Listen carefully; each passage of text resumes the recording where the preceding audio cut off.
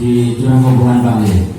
Nah, di rumahnya itu masuk area Curang Koboan itu yang amat terdampak. Sekarang tentunya tidak bisa datang ke sana, tapi ada informasi mungkin kalau masih pagi itu bisa katanya gitu ya. Ada informasi gitu Pak ya.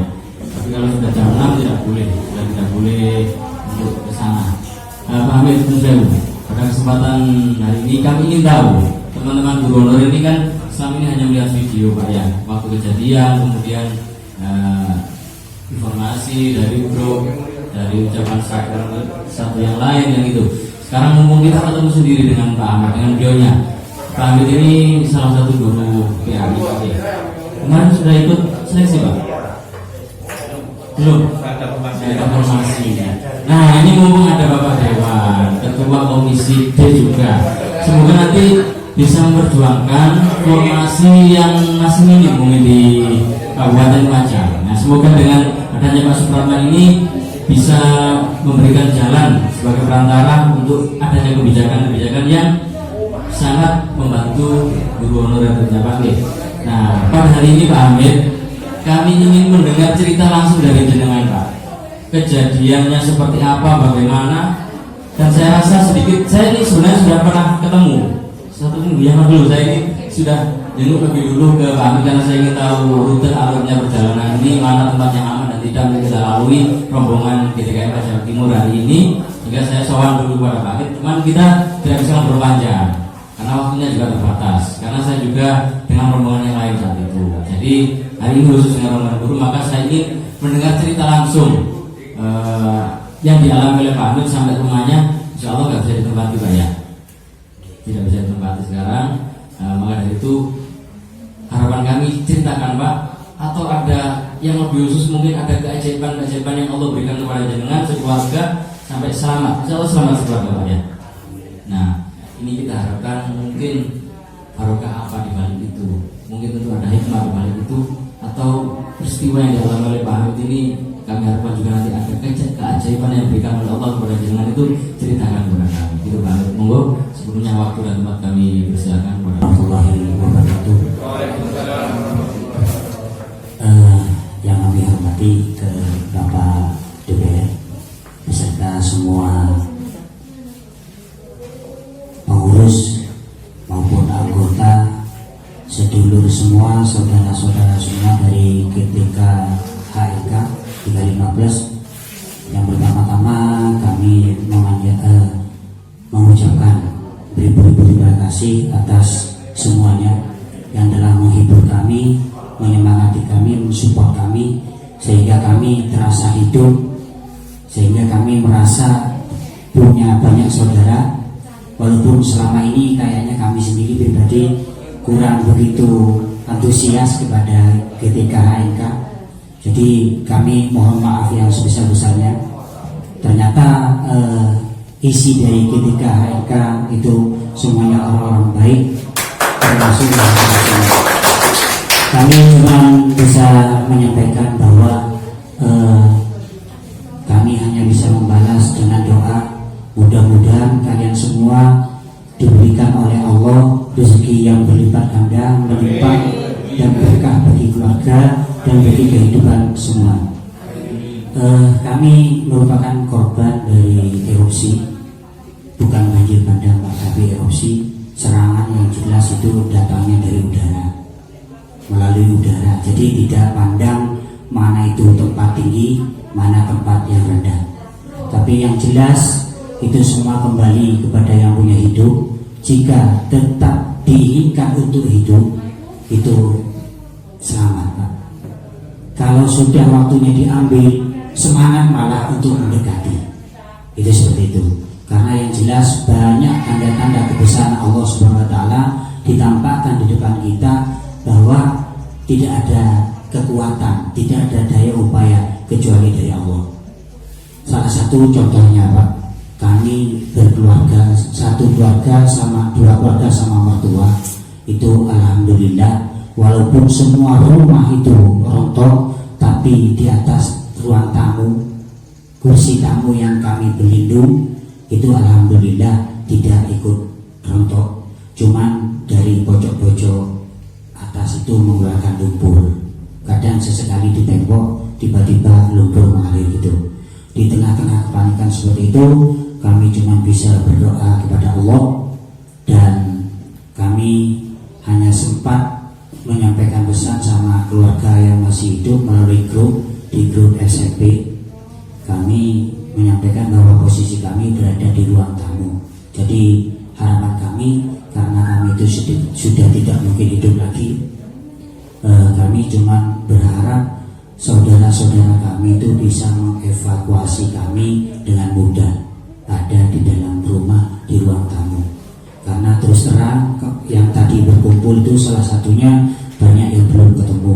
Di antaranya rumah yang paling barat itu sampai sekarang, rumah yang pertama paling barat itu ada 4 keluarga belum ketemu. Terus di timurnya lagi ada 7 belum ketemu. Rumah yang ke nomor keempat itu aman. 5, 6 itu malah semuanya banyak korban. Jadi itulah salah satu, kalau dilindungi oleh Allah, rumahnya itu di baratnya yang korban tapi selamat. Itu pun sudah lansia keduanya. Sudah lansia, tidak mungkin lari, tapi oleh Allah dilindungi. Terus kami waktu itu Pak pulang dari sekolah langsung santai di rumah, makan, sholat. Setelah itu ada telepon dari Bapak Kades, karena saya kebetulan dipercaya untuk menjadi timlak pembangunan TK. Jadi setelah ditelepon, kami disuruh ngecek pembangunan TK, dan alhamdulillah tukang yang kerja di TK kami, TK itu tepatnya di depannya rumahnya almarhumah Rumini. Jadi di depan rumah Rumini itu ada musola kecil. Tukang kami yang kerja waktu itu pas kejadian semua berlindung di musola itu, karena Allah menampakkan kebesarannya. Musola walaupun rontok adatnya, kalau secara keseluruhan itu semuanya utuh, tidak peduli walaupun dari asbes, semuanya utuh. Saat itu kami ngecek buka karena waktu istirahat. Cuma ada satu tukang yang dari Sumber Mujur sini. Di situ saya tanyakan, nanti kalau karena cuaca saya perhatikan itu kurang bersahabat, saya menyampaikan, Dek, nanti kalau hujan deras nggak usah kerja ya, pulang saja. Kecuali iki menecat, iki kayak ngecodok, jadi hutan yang nggak gede, oh ya wis. Nanti insya Allah nanti saya kembali lagi ke sini, saya bilang itu. Terus pulang ke rumah. Istri masak, Pak, makan siang sama istri. Setelah itu kami duduk lagi di depan TV. Tiba-tiba ketika duduk di depan TV, ada adik ipar sama tetangga sebelah rumahnya mertua. Itu langsung buka pintu, Pak, pintu depan. Akhirnya saya tanya, ini kan belum waktunya mengaji, kan jam 5 mengajinya, kok sudah datang jam segini? Tidak paman, katanya. Tidak paman. Apa? Ada Semeru meletus, katanya. Semeru meletus, oh jangan mengada-ngada. Saya langsung nemui mereka berdua. Terus ternyata ketika menemui itu sudah nampak di depan kami kira-kira 100 meter itu sudah asap hitam menggumpal sudah mengarah kepada kami. Langsung spontan saya tarik ini anak kedua ini untuk dimasukkan ke rumah. Mau tutup pintu sudah terserang kami. Jadi 100 meter itu tidak sampai hitungan detik sudah menyerang kami. Itulah yang terjadi. Setelah itu gelap, tidak melihat apa-apa.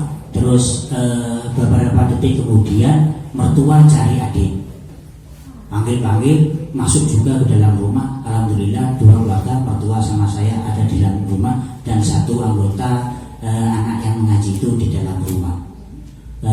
Kami begini, ketika kami mengikut pelatihan bagaimana menghadapi seperti itu, alternatif yang pertama untuk menyelamatkan diri sebisanya jika itu bisa lari. Tapi kalau sudah terjebak tidak memungkinkan lari, bagaimana berusaha melindungi diri. Akhirnya kami berinisiatif untuk bertahan di dalam rumah dan menutup semua celah angin yang masuk ke rumah juga saya tutup. Dan waktu itu kami pesan sama keluarga yang di rumah, ingat jangan sampai keluar, kalau keluar mati. karena berdasarkan pelatihan itu kalau warnanya itu hitam rada kemerahan itu berarti lava pijar.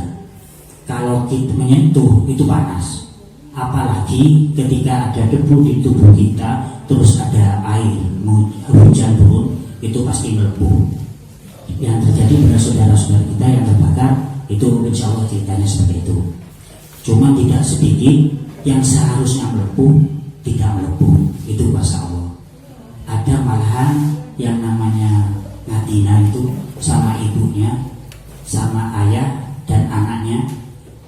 Itu ayah sama anaknya Nadina itu meninggal dunia, yang 3 hari kemudian ditemukan dengan kaki separuhnya itu dagingnya itu habis karena panas. Ibunya itu kan sebelumnya sudah mungkin ada tanda-tanda untuk ada bahaya itu. Jadi mempersiapkan ada terpal juga di sana di Curah Koboan paling ujung sebelah selatan. Jadi itu tempat tinggi, di sini jurang. Jadi kalau memang lahar dingin kayaknya tidak mungkin menyentuh. Nah itu berhubung didatangi asap yang sangat begitu panas. Ketika itu di situ kan ada menara Telkom yang dulu pakai tenaga surya. Jadi di bawahnya ada lubang tempat aki itu. 4 keluarga ini, 4 anggota keluarga ini masuk ke situ karena panas katanya keluar.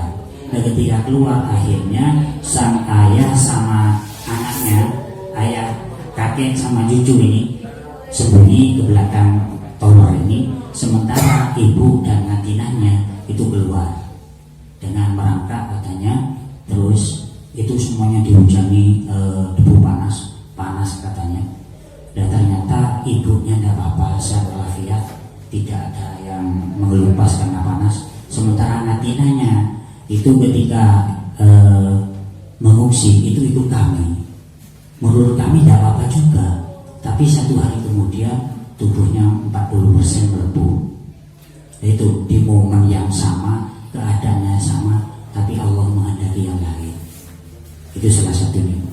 Terus melanjuti kami waktu itu sudah terjebak di dalam rumah. Kami pesan sama keluarga, tolong jangan keluar, karena kebetulan istri saya, anak saya, mertua saya itu sudah terlatih mengungsi, Bu. Jadi Bapak Ibu, untuk keluarga saya terlatih mengungsi. Saya 2020 sering ditinggal. Ada gejala apa? Sudah hilang sudah. Saya selalu ditinggal. Nah itu karena kami ingat ketika menutup pintu, saya pesan jangan keluar, kalau keluar mati. Alhamdulillah beliau, istri saya sama mertua itu mengikuti instruksi kami, sehingga cuma cari kolong-kolong untuk berlindung dari runtuhan. Ketika 10 menit berlalu dalam keadaan gelap, itu tidak ada suara apa-apa, cuma kayak kerikil itu diginikan Bapak Ibu, kertak sekali ada jeda, kertak itu saja, dan gelap, super gelap. Kami punya sedikit rekaman, sekian detik mungkin kepencet HP kami terus merekam itu. Jadi kami sebetulnya sudah pasrah, seakan-akan kami itu ada di alam kubur. Semuanya gelap. Alhamdulillah kami tidak merasakan panas. Kurang tahu, itulah mungkin kehendak Allah. Jadi semua keluarga yang saya tanya tidak merasakan panas. Tapi kalau dibilang tidak panas, air bak mandi kami di depan maupun di belakang yang ukurannya 2 meter kali 80 itu habis terkuras. Mungkin karena menguap, karena panasnya. Bahkan ketika pintu kami terdobrak oleh material itu yang depan, itu mertua saya sempat melihat tanahnya. Lah, cok, iki opo iki, lemah opo iki. Lah Pak, ini dalam keadaan genting ini, jangan melihat itu. Sudah, ini tidak panas. Dan aneh memang, di sini itu rada kasar, di sini kayak tepung putih itu, terus yang di sini kayak jelly. Di pintu itu saja. Nah itu serangan terus, datang hujan 10 menit kemudian. Dan ketika hujan itu semakin kayak neraka Bapak Ibu. Jadi gelap, cuma sesekali ada kayak sinar merah-merah itu. Jadi Jadi kita melihat itu tidak melihat apa-apa. Dari situ kami pasrah sudah di grup ke grup warga bahwa kami itu kayaknya kemungkinan jika ditambah 20 menit lagi momen seperti itu kami akan terbangga kayaknya, kayak di oven Bapak Ibu. Jadi itulah bagaimana keadaan yang betul-betul menakutkan. Itu terjadi 20 menit, pintu terbuka, itu kami dorong, lantas saya dengan kursi, terus angin masih masuk sehingga pernapasan kami sedikit terganggu. Saya ambil handuk untuk menutup lubang itu. 20 menit kemudian kira-kira, tapi rasanya sampai kayak 2 tahun itu Bapak Ibu. Itu alhamdulillah hujan datang, semakin menakutkan suara. Lalu setelah itu hujan reda, alhamdulillah ada sedikit cahaya remang-remang. Alhamdulillah kami lega, berkeringat kami. Terus kami berusaha terus berdoa tetap sama Allah, melihat rumah semuanya sudah rontok semua. Kami berinisiatif mau keluar. Ketika mau keluar, tiba-tiba gelap lagi Bapak Ibu. Gelap lagi, cuma gelap lagi, tidak seperti tadi, tidak menyeramkan kayak tadi, tidak ada suara. Tidak ada suara apa-apa, cuma mungkin sisa-sisa puing-puing yang mau rontok itu. Itu berlangsung kurang lebih 5 menit, lalu selesai, dan kami lagi-lagi melihat cahaya dari jendela kami, dan remang-remang melihat orang sudah mulai menuju ke masjid, karena masjid kebetulan dekat dengan rumah kami. Dan itu kami berusaha ingin keluar lewat pintu depan, tidak memungkinkan, banyak material menumpuk di depan. Terus pintu samping kanan itu juga tidak bisa, banyak puing-puing rumah yang menghadang di situ. Terus kami ke pintu samping kanan, samping kiri, sehingga kami melihat sepeda motor kami yang hancur itu, baru kami sempat merekam. Nah itu pun belum sempat keluar. Akhirnya karena dari pintu kiri kami tidak mungkin keluar, akhirnya kami nekat dari depan naik Bapak Ibu. Dan alhamdulillah anak kecil kami yang usia TK ketika keluar, kami bingung untuk melindunginya dari hujan debu. Tapi kami yakin sudah, karena cuaca sudah bersahabat, berarti ini aman, tidak mungkin ada susulan. Terus kami ketika keluar itu, kami gendong anak kami, dan alhamdulillah anak kami itu ditanya, ayah, apa anak? Saya bilang itu, ayah, ikan kita habis. Karena di depan rumah itu ada kolam ikan Bapak Ibu. Ikan kita habis ya, mungkin mati semua, kasihan ya. Itu kami bangga, berarti anak saya tidak terlalu terbawa kejadian tadi. Itu senang Bapak Ibu. Baru keluar semuanya berkumpul di masjid. Dan istri saya setelah itu kami kembali lagi, karena kami sudah yakin aman, kembali ke rumah, terus menuju ke masjid lagi, cari anak istri, mertua sudah tidak ada, sudah berangkat untuk mengungsi, kami ditinggalku. Jadi kami bertahan di situ menunggu saudara-saudara kami yang termasuk Wildan itu tadi. Wildan itu awalnya Bapak Ibu ketika keluar dari rumah itu kira-kira 20 menit itu tidak ada suara jeritan, tidak ada apa. Kita walaupun saling kenal, tapi tidak ada bersapa, semuanya berjalan begitu saja. Jadi kami sempat bayangkan mungkin nanti di alam mahsyar atau seperti ini. Jadi tidak ada suara cerita, tidak apa. Itu cuma mundar mandir ke sana kemari gitu. Ada yang pokoknya tidak ada bicara. Malahan katanya menurut saya yang tidak bicara sama sekali. Tapi menurut orang lain mereka itu manggil-manggil saya tidak peduli. Jadi seperti itu jadinya. Terus setelah itu alhamdulillah kami sebetulnya tidak mau mengungsi, karena banyak yang karena orang tua-tua itu tetap mau bertahan di situ. Tapi akhirnya setelah semuanya dievakuasi jalan kaki, banyak orang tua yang ditinggalkan. Jadi oleh anak dan cucunya itu tinggal ikutnya di masjid itu Bapak Ibu. Akhirnya kami berusaha untuk mengevakuasi pakai sepeda motor setelah kami bebaskan itu. Ternyata banyak yang ketinggalan, alhamdulillah banyak yang sampai menemui keluarganya karena di tempat evakuasi itu di sekolah itu. itulah salah satu dari bagaimana Allah memberi ujian. Termasuk yang di daratnya rumah kami itu pengembala kerbau, itu sampai saat ini belum diketemukan. Untuk adiknya yang mengembala kerbau juga. Jadi untuk yang di sebelah barat utara itu panas sekali kayaknya Bu, karena semua yang tertimpa di situ semuanya melepuh kulitnya. Nah ini kami ketemu dengan pengembala kerbau yang adiknya itu tadi, alhamdulillah sehat walafiat. Setelah kami tanyakan, ternyata dia ketika ngasih makan kerbaunya itu langsung ada serangan.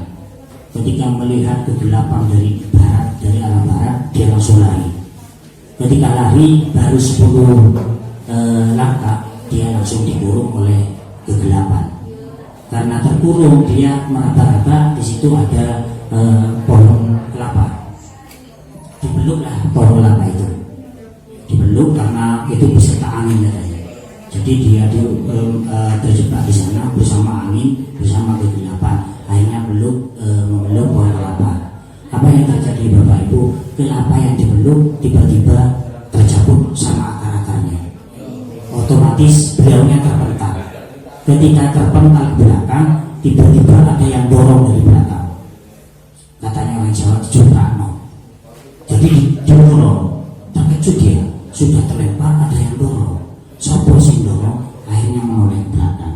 Ketika menoleh itu, tiba-tiba ada pohon kelapa yang tumbang dari sini. Andaikan tidak ada yang mendorong, entah siapa yang mendorong, mungkin dia akan hancur. Tapi karena didorong itu, atas dia selamat, cuman kaos yang dipakai yang sobek. Itu akhirnya beliaunya di tengah kegelapan terus sekali sampai tidak kuat, akhirnya ada di tengah-tengah sawah dan berlindung ke padi yang masih utuh di sana.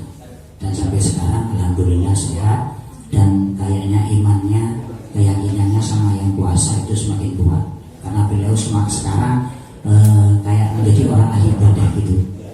Karena peristiwa yang dialami itu betul-betul ditolong oleh Allah. Jadi di situ nggak ada orang, nggak ada apa, tapi ada yang dorong. Itu salah satu keajaiban yang terjadi. Itulah peristiwa yang kami hadapi Bapak Ibu. Mungkin nanti bisa dilanjut di kesempatan yang lain. Terima kasih Pak Fit. Ada yang menarik menurut saya gini. Balik cerita yang sudah dengan sampaikan tadi, satu yang coba saya ingin tahu Pak. Mungkin ini jauh beda dengan kehidupan nanti. Kalau yang dengan sampaikan tadi dalam artian kita seakan-akan tidak kenal satu sama lain. Mungkin tidak saling bersapa dan sebagainya. Mungkin itulah gambaran yang selama ini kita pelajari dalam pendidikan agama. Itu nanti kehidupan di padang mahsyar akan seperti itu Pak.